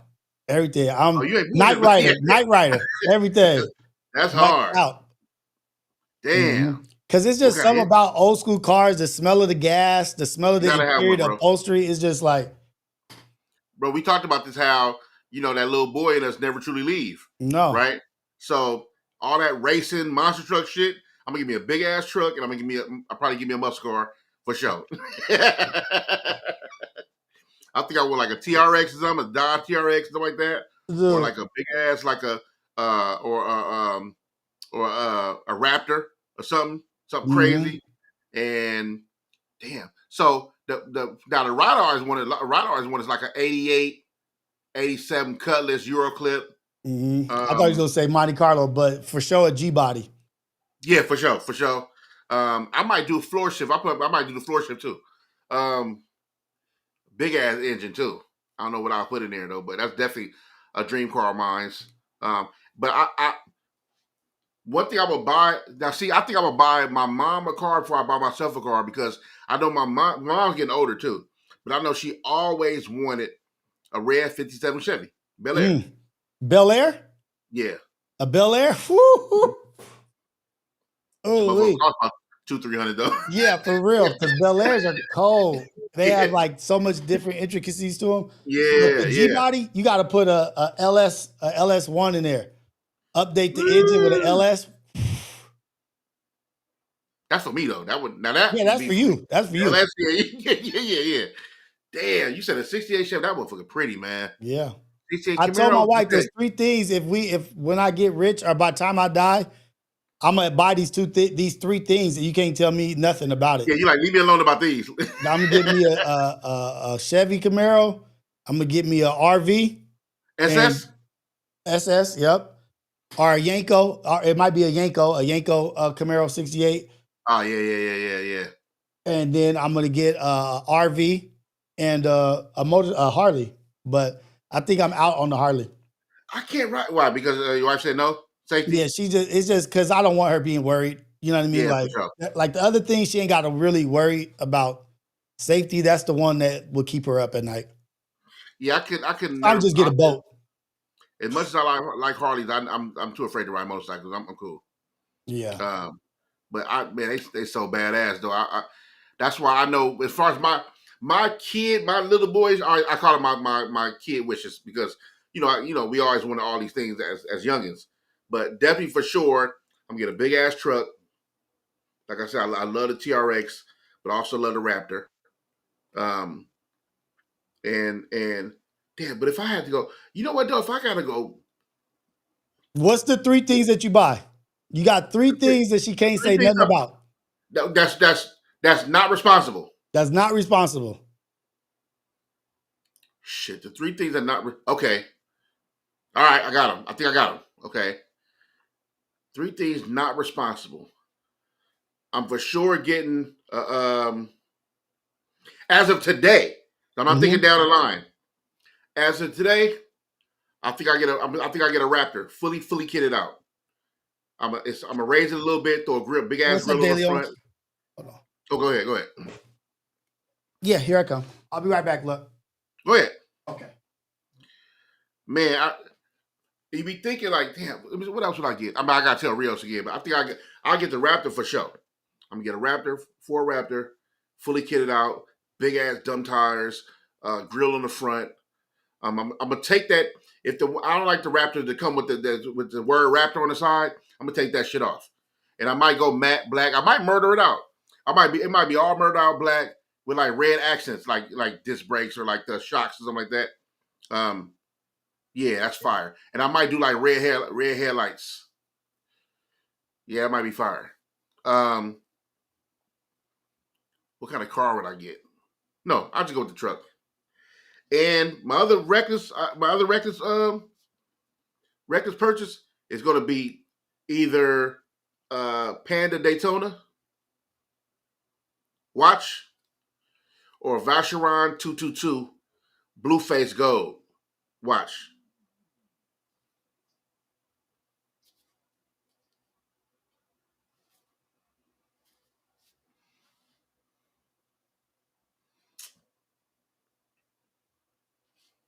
I might get two watches. I gotta get me and the lady, me and the wife a car too. Cause I'll be tripping on a bunch of other shit. Like, you know what I mean? You gotta have a vehicle, so I might as well trick off on a vehicle. I'm gonna have my watches. So if I gotta trick off on something irresponsible, it's gonna be, well, I mean, even though I can sell a watch still. But I think I'm gonna get me probably a Panda Daytona. I still want one. My bad. Yeah. So, okay, I'm going Raptor. Even though Dogface said I can't fit in the Raptor, he's sadly mistaken because I've been in the Raptor. I've definitely been in the Raptor. I think I'm going to do a Ford Raptor, and I'm going to do either Panda Daytona, the watch. Either Panda Daytona or no. Yeah. Fuck it. I'm not going to do the. I'll do the Panda Daytona watch. Okay. And I'm going to buy a car. I always pictured me and my wife and I, as we get older, especially, that we would take the weekends and go cruising up PCH, Malibu, and all that. So I need something old school, top down, big motor. And you know what? I might do it. You know what? I might do another Bel Air. Oh. I don't think 57 though, but I could with the fuck off money. But convertible though, I gotta go rag. Dude. Yeah. I think those three things I purchased for sure. That's crazy. That's vicious.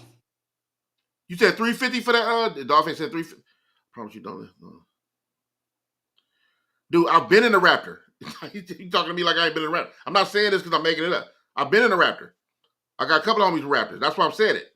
I said that or TRX, and I'm not sure which one I want. Why am I arguing with somebody who don't know? I just thought about that. Right.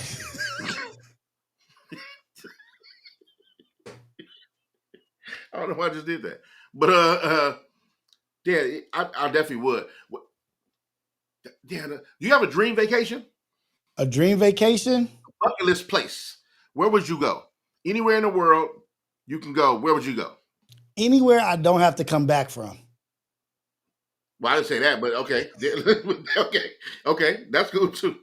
Where would you, anywhere in the world, if it's all expense paid, stay there as long as you want, your bucket list trip, this is the one. Don't go to number two. You got to go to number one. Let's say this is the one trip you get fully paid out, go wherever in the world you want to go, private jet going to take you there, or wherever you, not private jet, but however you get there, you're going to get there. Where would you go? What's your bucket list place to go? Damn, for me, that's like a hard question because I'm not like really the traveler. Ayana's the traveler. She likes to go places, and I just be like, wherever, like, as long as they got good food, I'm good. Right. I would say,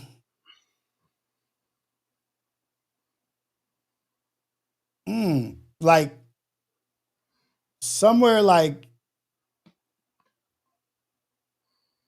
I don't know, maybe like South America, somewhere South America. where it's like tropical. Mm. Mm-hmm. Like I don't know which one and why, but whichever one is nice. You know what I mean? For Like sure. I think I want to go to maybe Bora Bora. Bora Bora. Yeah, Bora Bora. Cause I ain't gonna front. I still want to do the whole, room over the water thing. That my first initial thought would be that Bora Bora. Bora Bora. Do Yeah, they got good food? that I don't know. I can't say. I gotta know. I gotta be able to. I gotta I know that can't they got say. good food. Well, let me ask you this: with the place, have you been to a lot of places in the states? In the States, yeah. Who you have the best food to you? New Or Orleans. maybe it's a culture. New Orleans. New Orleans is one of my favorite places to go and eat. New Orleans. My Dude, favorite thing to eat is a shrimp po' boy from New Orleans. really? A shrimp po' boy. Do you like Orleans, New York? I go there. It's the closest thing I Yeah. think like to the real thing. You know, like they got the right bread, they got the right shrimp. Like Yeah. they just don't put Man, pickles on they sound like I need pickles and onions. Like I be having to tell them. New Orleans is absolutely amazing. And New New Orleans, Orleans. see, people don't talk about this enough. New Orleans is a very romantic city. Like, you know what I mean? Especially with the jazz. And I don't know if it was Fremont Street, I think. They got all the jazz clubs and stuff down the street. If you're down there at night, you and your lady, you and your wife, you and your husband, whoever, it's an amazing time down there. But New Orleans, I got some of the best food ever in my life from New Orleans. Right. So that's my favorite American. Like if in the States is New Orleans. But if I had to eat one culture of food for the rest of my life, it's Mexican food. I was gonna say the same thing. Like if I have to eat one culture Mexican. of food for the rest Gonna of be my life, 100%. and that's it, it's Mexican food. 100%. And really, I don't have to think. It's not even a thought. I don't have to think about It's it. not even a thought. It's not a thought. Mexican food for sure. And look, Easily. and the crazy thing is, to this day, there's still a new dish I haven't had before. Dude. Like there's always like, oh shit, what is this? Like boom, bomb. Like Mexican food would be the food I have to. If they say you can't eat anything else, Mexican food for sure. It's too much. It's too much. It's so many things. dude. It's so many things. And then and then depending on like the family and what side and culture, it's bomb. It's Yeah, bomb all around. Like it's so many different things, and like low key, like even if it's just 10 dishes for the rest of my life, it's still Mexican. What's your favorite thing to eat that's Mexican? My favorite thing, like so, the Dorados tacos. They have these like the shrimp Dorados. Like I like that, but also the whole fried fish. Bomb. The topic. Sometimes tilapia. Sometimes they make different kind of fish, depending on the fish. But it has like the little cuts on it. Yep. And it's yeah. You know what's crazy? That's full on Caribbean. Period. Mm-hmm. You know, and I'm not saying that Mexico is that. I'm saying that that because if you go to, I mean, if you do Peruvian, if you do Jamaican, if you go to Portugal, Spain, and they fry the fish like that, throw the slits in there, whatever, and then dog. It's so bomb. Today. It's so fire. It's so good. Like I was looking at that thing in his eye, like, yep, about to go to town. Like it don't matter. And then the beans and rice and the salt, like the tortillas, and there's a place. I don't know if you've been. It's a Mexican restaurant by LMU, Hacienda. Never been. Oh my God! It's an old lady who's in this little circle thing, and she's in the middle of the restaurant, and she like comes in and out. You know what I mean? Like I think she might be like probably like probably one of the owners, but she's making flour tortillas by hand right there. Where's this place? Let me get the name. Hold on. Hacienda. I mean, because I don't know if it's on the Lincoln side or the other side. Yes. Okay. Because what? I will kill some Mexican food. And they have this like beef stews plate thing. Like, oh my God, I gotta find it. Okay. Yeah, I definitely want to know that part. Hacienda Del Rey. Look up Hacienda Del Rey. Hacienda Del Rey. Let me see.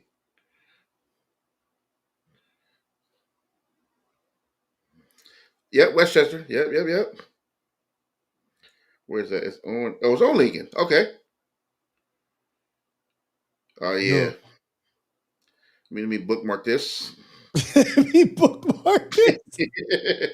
In my Yelp. Dude, it's so damn good. And like everything is just like so fresh, so clean. And the flour tortillas just make it just ridiculous.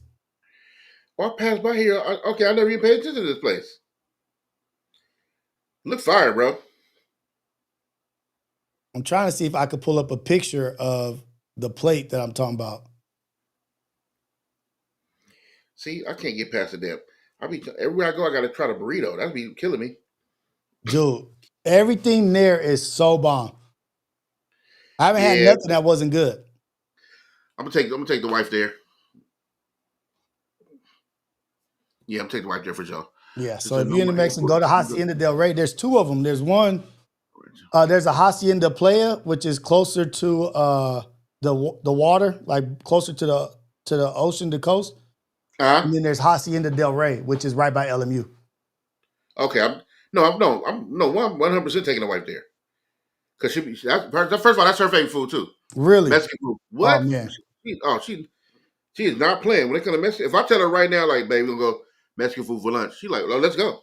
Does she like margaritas? What? Yes. They got a good Cadillac margarita there, and I think they have a good spicy margarita. Tacos El Golosos and it's one in Torrance. Oh, I guess they would be saying one in Hermosa Beach, one in Torrance, one in Harbor City. Mouse, I'm talking about my bad. Mouse, you talking about the one in Torrance or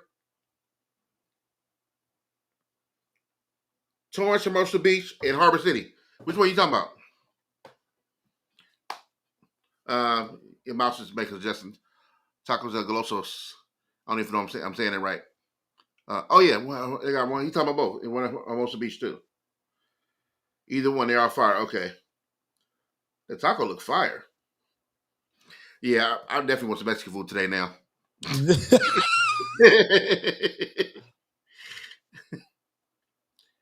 Hey, why you say Ace Boys? You said since no more Ace Boy. What are you talking about? Who said that? I just seen that. What do you say? Since there's no more Ace Boys, can you go to Rio's new show? It's not Ratchet Activity, Grown Conversations. He talked about the Syndicate. Can you come to the Syndicate? I'm like, what? There's nothing that I got going on that Lucc can't come to. Whatever he fucking wants to. Hey, I see this dude, right? This dude at the barbershop today. He said, look, man. He said,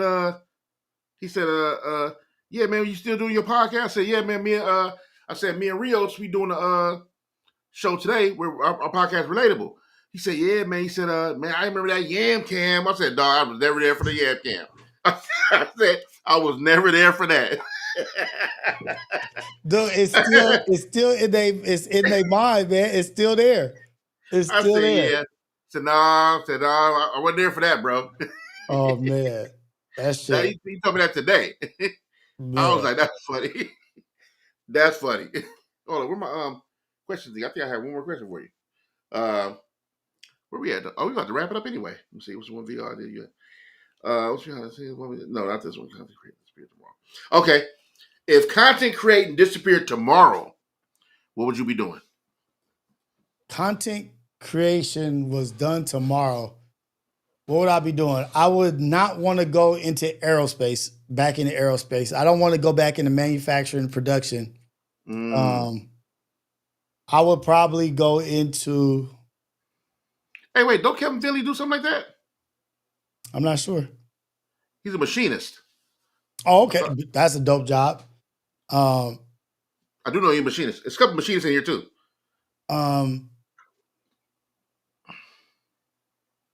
Maybe like I would start like a preparatory academy, like, you know what I mean, like for kids, Yeah, like yeah.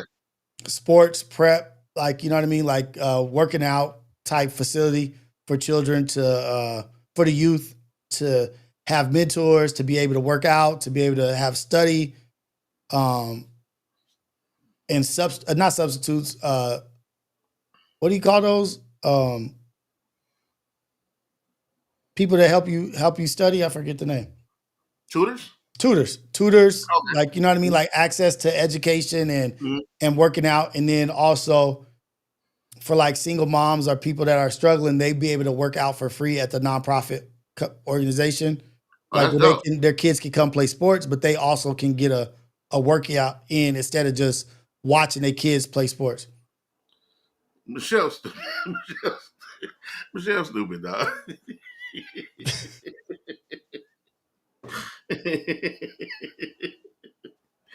What What is would a I do? machinist? I work around machines. I got a desk job. I if content creating was shit, I do what I'm doing. I'm doing now. I'm trying to photography still. Trying to get this record label off the ground, entertainment company. Um, yeah, figured it out. Yep. I do want to. I do want to. I do want to create a nonprofit though. My man Sticks has a great nonprofit called Think Watts. They do a bunch of work in the city, and actually they operate out here, New York, Arizona, Kenya also. Um, so he's doing amazing work, and I've helped him in different times where I gave out food and passed out backpacks and did stuff like that, helping him with his giveaways and stuff. So I think there's no man, there's no. I mean, I hate to sound like cliche cheesy, but there's no better feeling in the world than giving to somebody, giving to people. No better feeling in the world than giving to people. Right. And if like, even when I pray, I ask God. When I ask God, even when I ask for money, I ask to give me a lot so I can do a lot. Give me a lot so I can spread it to the people. Right. So I give to people who need and help. So that's crazy. Wait, what happened? So look, what happened to YamCam? Because I know there's a lot of people talking about it. It just got shut down, or Yeah, it's just we don't do there's no Ace Boys. no? I'm Like, talking about, but y'all stopped YamCam before y'all stopped Ace Boys, didn't y'all? Or yeah, no? like I think YamCam was still going during Ace Boys, Okay, okay, but it wasn't like all the time. It wasn't all okay, the time. okay. I How do you think keep? it might. I don't know. They might be right. They usually be on point, knowing what's going on. You know what? I don't know, Sizzle Show. I can find out for you though. I should have an answer for you next time. I got people who are considered experts in the nonprofit space, um, so I can find out for you next time. Or if I do, when I do homeroom, just remind me again. I should have the answer for you. I'll ask one of my peoples today. How do you keep it going year round? King 88, shout out to you, man. Thanks for following through. Mickey Knox, yeah that, yeah that. Um, so yeah, man. She just wanted to say thank you. Easy money. I appreciate you, man. Thanks for saying that. Real talk. That's dope. These are the type of messages that keep us going for sure. Anytime like real positive, Oh yeah. you know what I mean? Like pouring into people pouring into you. That's what's dope about a dope community that you pour into people, they pour back into you. Y'all keep a good I'm always advocating for safe spaces for both men and women because people don't talk about safe spaces when it comes to men a lot, but Right. I'm gonna talk about it. So um, yeah, man. Hey, man. Once again, man, it's been dope catching up with my good brother Rios, talking some stuff. It's been a Always while. good. I've been busy. I got you coming to my screening Friday, right? Right.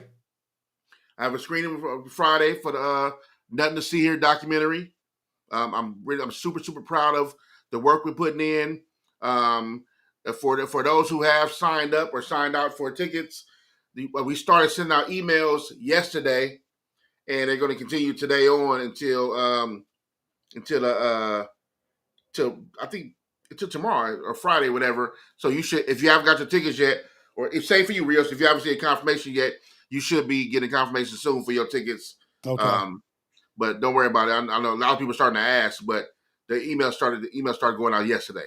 So There you go. like I said, it's coming out in groups, so you'll be seeing your confirmation soon. But yeah, man, it's been a dope episode once again. Always good chopping up with you, my good brother. What you got next? What's on the forefront? I got a podcast I'm doing tonight with some brothers from like in Long Beach. So I'm gonna do that podcast. And for anybody's feelings, I heard that said there's no Ace Boys. There hasn't been any Ace Boys lately, and I have no control. Pun's got probably gonna have some Ace Boys worldwide pretty soon. Just like, ask him. It's not. I don't believe it's over. I'm just saying there hasn't been no Ace Boys. Y'all figure it out. Talk to Pun. But yeah. So no syndicate this Friday, but we will have Imperfect Perspective Friday. I'm gonna be at the preview of the documentary with Lucc. And that's much it. And then, the wake up show in the morning. That's it. Oh, R Files. You say you're gonna bring that back? Oh, tonight, possibly R Files after basketball. So okay. Yeah. And for myself, man, I'm just working on I'm looking forward to the screening Friday for the None to See Here doc. It's a screening, so if you got to fill out the ticket, if you got a ticket, you got to fill out the thing. We posted a website here before. Actually, Rios posted it on one of the morning shows. Yeah. That's when you can still get tickets. So for all of you who logged on and grabbed some tickets, you should be good. If not, then you'll hear about it. We do a full premiere in top of the year, and so we're gonna do a full release top of the year. I'm really looking forward to everything going on. I've prayed for this, and I'm just so excited about the future of all this stuff. So I want to keep put out great content, keep put out dope content, man, and just keep getting better and being more consistent. And I appreciate y'all for just sticking around and tapping in with us for real. Right. And I'm excited for Friday too. I can't wait to watch this and support and be a part of what you guys got going on, man. Thank you, man. I appreciate you, brother. It's gonna be good seeing you, and we'll talk about something after that too. I think we talked about it, but I'm gonna hit you up again also. So, hey, man, shout out to Rios, my good brother Rios. Shout out to everybody in the community. This has been Relatable Podcast, man. Every Wednesday at 11 a.m. we back at it. So tap in with us.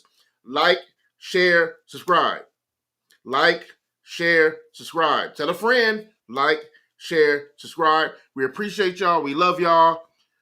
Kevin Finley with the super chat. Let's go, Kev. Let's appreciate go. You, my good brother. Let's go for the discount. Rios, check the video. Okay. Rios said check the video for you. Oh, he left for you in the Discord on AI.